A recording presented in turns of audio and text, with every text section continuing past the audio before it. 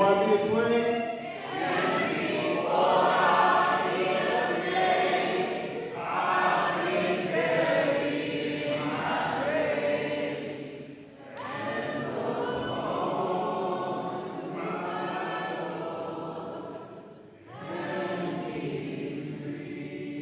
What's up, Garage? How y'all doing? How y'all doing?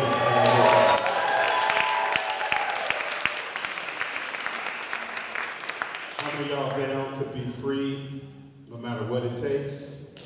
No matter how much we gotta work, no matter how much we gotta love, we're gonna be free. It's good to be here with y'all. I'm just Ben McBride, your neighborhood homie from around the way. Let's try to figure out how we participate in what has been hundreds of years, and I would even say thousands of years of human beings across the planet finding ways to be subversive against hatred and injustice and finding our way back towards a deeper way of being human.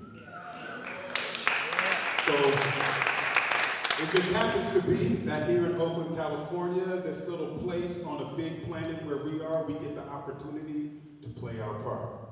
And I'm just going to talk for a few minutes today about this notion of what does it mean for us to lean into becoming and belonging. You know, obviously you all know that we're living in a very interesting time and moment. If you get on Twitter, you can follow a certain individual who likes Twitter. And all of us who've been on Twitter don't like the fact that he likes Twitter. But we're living in interesting times, right? And an interesting moment. And you all remember when our relatives in Northern California, when the fire was happening in Paradise, literally our relatives' homes were burning, their memories were burning, where they lived life was burning and on fire, and the wind was carrying the burnt up fragments of their reality all the way down here into the Bay Area, and we were breathing it in. Literally breathing in their burnt up picture frames. Breathing in burnt up ceilings. Breathing in burned ceiling fans. We're breathing it in. A lot of us were walking around here in downtown Oakland with surgical masks on. I'm still not quite sure those things are actually doing anything for us, but I think we make somebody a ton of money, but that's, I'm from the hood, so we believe in a lot of conspiracy theories. And if you're from San Francisco like me, you believe in a lot of conspiracy theories. But the fact of the matter is, we were trying our best to keep the toxins out of our system, and yet we probably know we were breathing some of it in.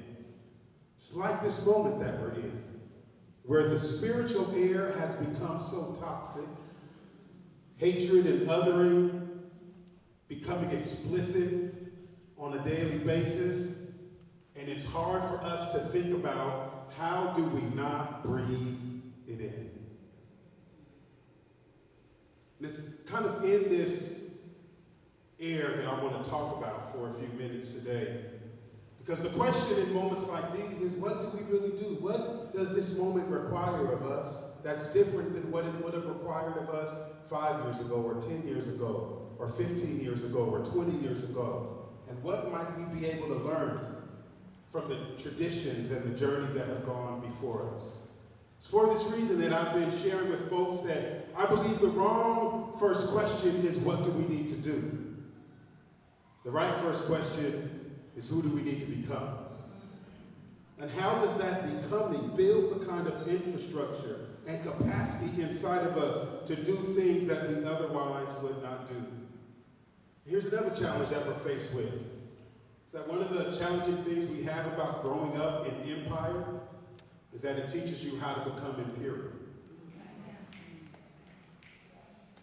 We learn the rhythm. You know what I'm talking about. We learn the rhythm of every interaction being turned into a transaction. The commodifying of everything and everyone, even the commodifying of the land. Everything is commodified, and we reduce our experiences with one another, with the land, with the divine, as some of us understand that, to transactions. And at the end of the day, we're trying to figure out, how while finding safety in the life that I have? Well, I want to offer for you that I believe the greatest act of resistance in the times of empire is not to become imperial. That the greatest act is not protest. Maybe it's not even democracy, but it is contending for a different way to be human when all of the other powers and floods in our society are pushing us another way. Now that's easier to say than it is to do. Because we're living in real times with real trauma and real pain. And we're trying to figure out how to find these moments of leaning into who we want to become when things are falling down all around us. Beginning of this year, I found myself in a room with some of the civil rights legends. Some of the folks who helped to pull the world forward in the moment that they had, creating the opportunity for us to figure out what we're going to do in our moment. And I was sitting in a conversation with Miss Minnie G. Brown, who was one of the Little Rock Nine in Arkansas. So they said, had a bunch of us, little whippersnapper activists and others, they were calling us the young people, which I appreciated. Because my 19-year-old daughter certainly does not call me that. But I'll take it where I can get it. And we're sitting in this conversation, and they said each one of you all could ask a question. So I said, okay, being the guy that takes up too much space, I'm going to ask two and apologize later. I'm in therapy, y'all. Pray for me. So in any case, I raised my hand. I said, Ms. Brown, I want to ask this question. First question, do you all believe that integration worked? Do you believe that it worked? And I'm looking at what happened in the South, and do you believe that it worked, considering that while we integrated society, all of the black businesses and black institutions, et cetera, many of them were lost because the whole point of integration was people wanted to begin to use all the institutions they could. So did integration work? And if you could do it all over, what would you do again? First question. Second question. I said, I know you all use nonviolence as a tactic to bring about social change, believing that if you were nonviolent, you would engender the compassion of the white moderate and bring them over to your side. But now we're living in an environment where we're seeing violence on our phones on a daily basis. We're desensitized to violence. Do you still believe that nonviolence can work as a tactic to bring about social change? She started waving her hands at me. I thought I cursed or said something wrong. I was kind of reminded, like, no, I didn't. She said, did I hear you say nonviolence as a tactic? I said, yeah. She said, you don't understand our movement. She said, I grew up in the rural South. I grew up as a young girl watching black men swing from trees. I saw the manifestation of hatred. She said, nonviolence was not a tactic. Nonviolence was how we saved ourselves. Yes, we used nonviolence as a tactic when you saw us out in the streets, but we chose to become peace because we long for the manifestation of peace. I remember sitting there and asking myself, what does it mean for us to become the very thing that we want to see in the world at a moment where it feels most ridiculous to believe that that has any more power? When I think about becoming, I think about this notion that we're not waiting for anything to come down from the sky, that everything that we need is already here. It's living inside of all of us, but it's in different evolutionary cycles of ourselves. And so becoming is about recognizing who we are in this moment, recognizing who we've been, and recognizing who we will become, and not giving up on ourselves while we are in process. believe that we can become better individually and collectively than this current moment might tell us we can. I know we're so woke, especially here in Oakland, we really woke. You know, some of us so woke, our pants stand up by themselves, we so woke. You so woke, your dreams are awake, you so woke. I can't sleep, I'm woke.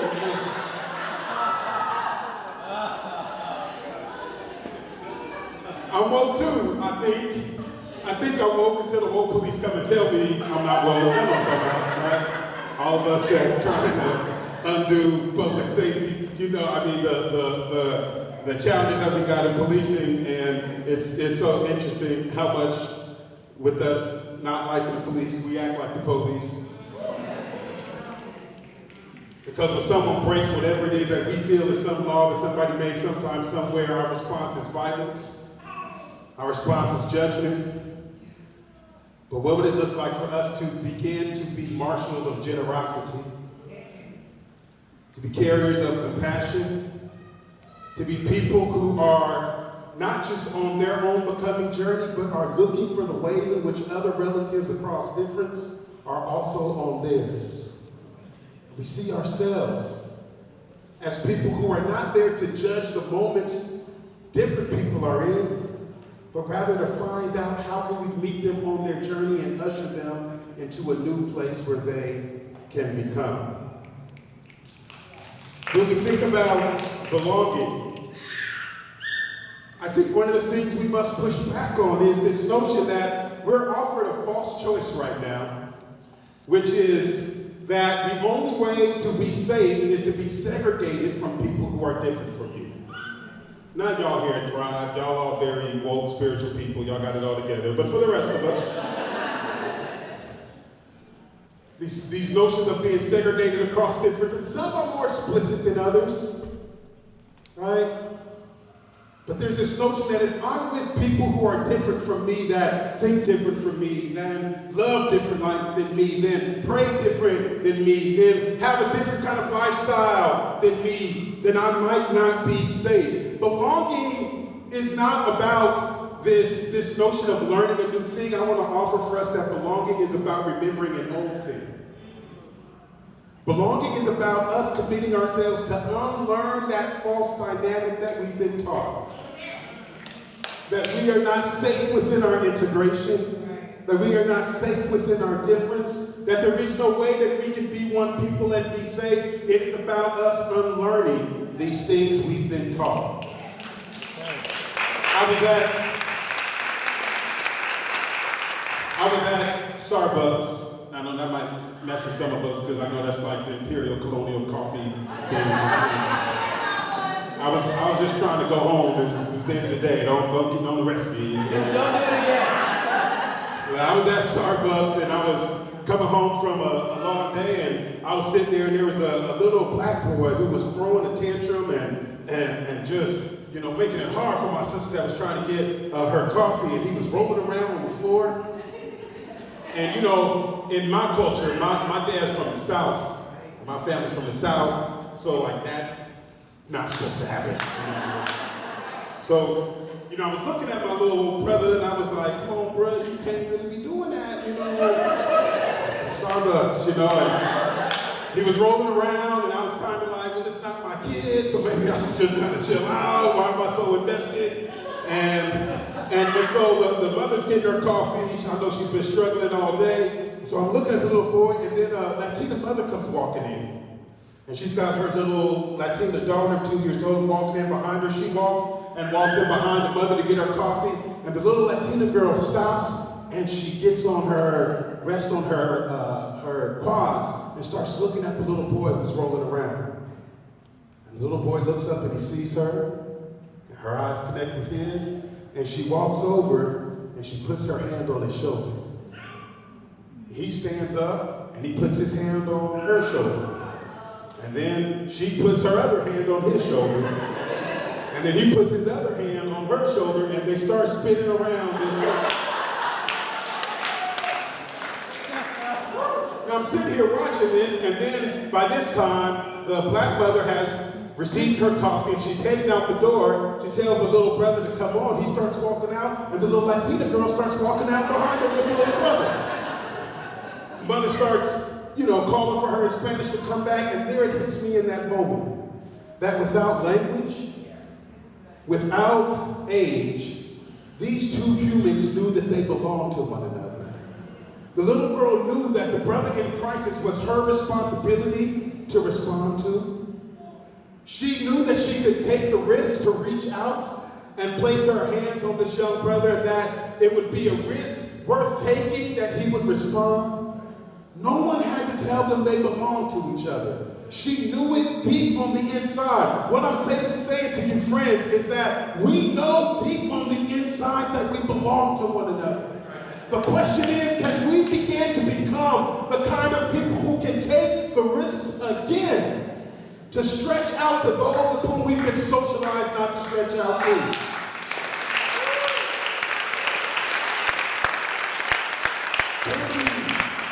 Can we take the risks that sometimes means we're going to have to even be victims of friendly fire when we do?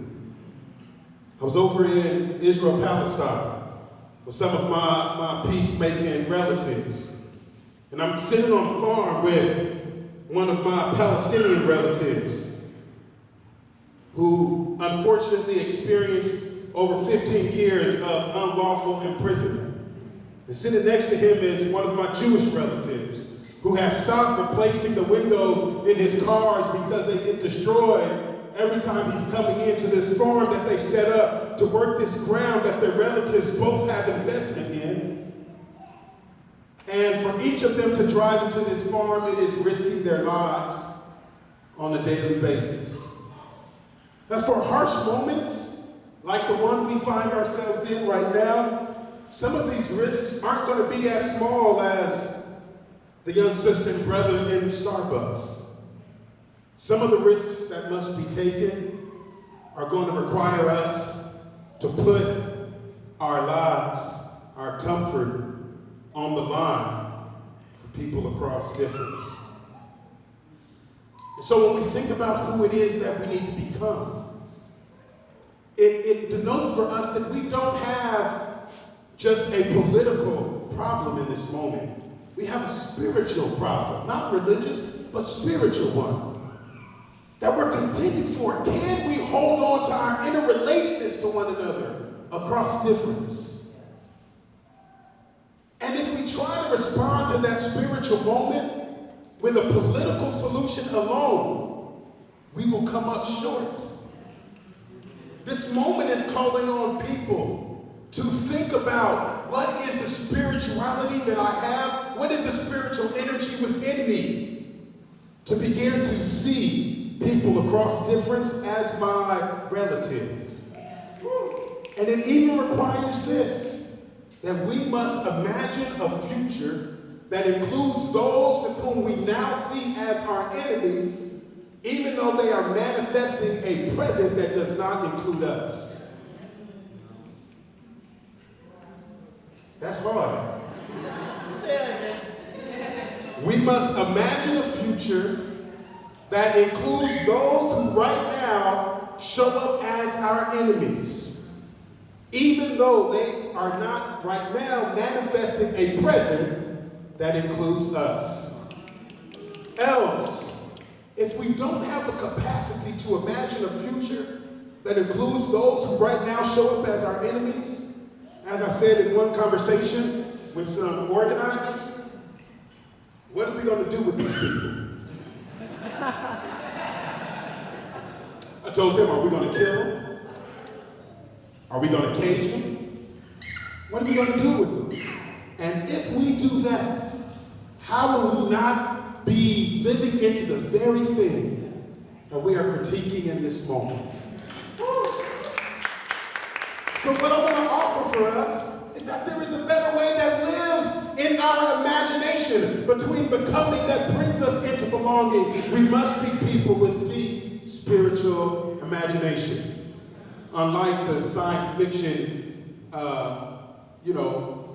filmmakers of the 50s and 60s. I'm a science fiction person. I love that. And, you know, in the movies they made, there was never no black people. You know, I just couldn't figure out. I was like, man, these people don't see no black people in the future. That's a little concerning issue. They got imagination to see purple people with spikes growing out their shoulders, and there's no black people, right?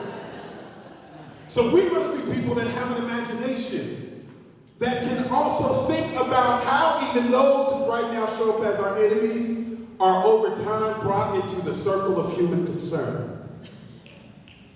That's what this moment is requiring of us. And so I offer for us that as I was in a conversation with one of our indigenous brothers from New Zealand, we were in Cuba about a month ago, and he was talking about that in New Zealand, in their practice, they hold that wisdom lives above them, wisdom lives below them, and wisdom lives within them.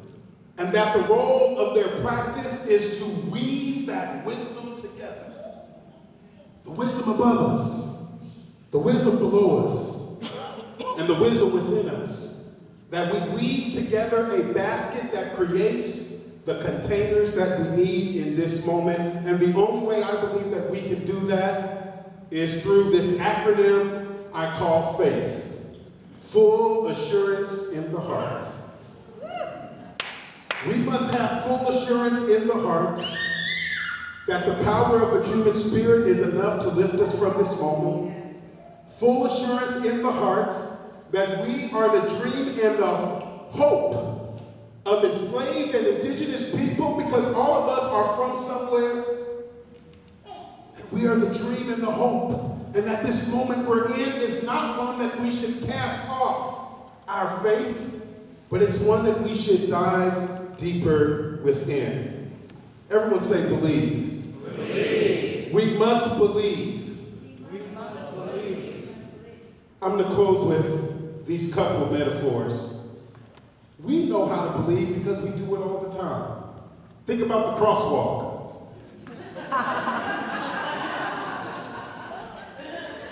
Just think about this, right? Somebody somewhere told you sometime somewhere that if you walk between painted white lines on the concrete, that a vehicle that weighs a ton coming at 40 miles an hour will stop if you stand within the white lines on the black concrete. There is no physics about that at all.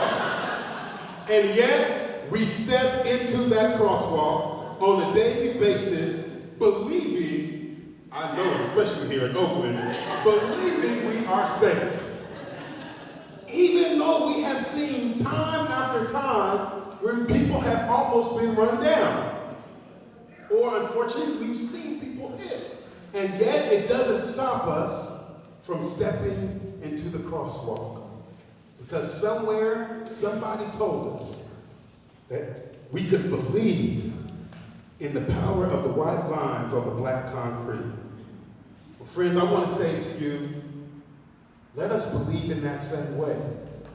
That we can step into risky moments where we have obstacles coming at us, and there is no reason anchored in physics that suggests we will survive.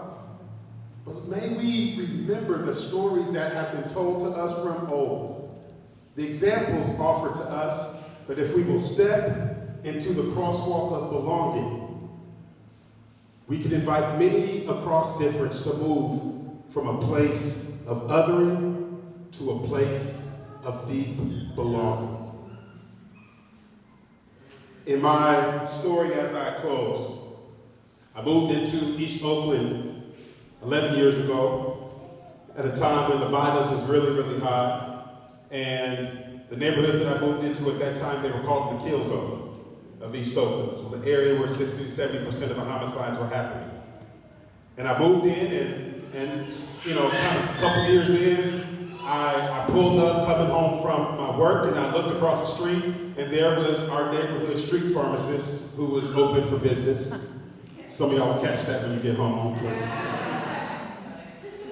And I felt impressed to go talk to him, and I told God, as I understand that, no, I don't feel like talking to him. I feel the energy of Sports Center descending upon me in this very moment.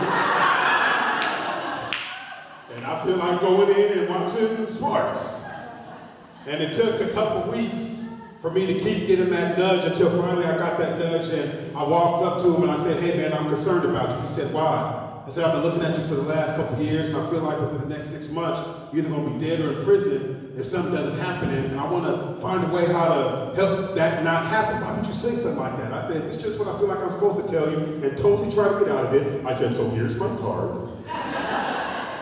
You call me whenever you want to talk. He was like, what about later on today? I was like, later on today? I was just trying to do the right thing, right?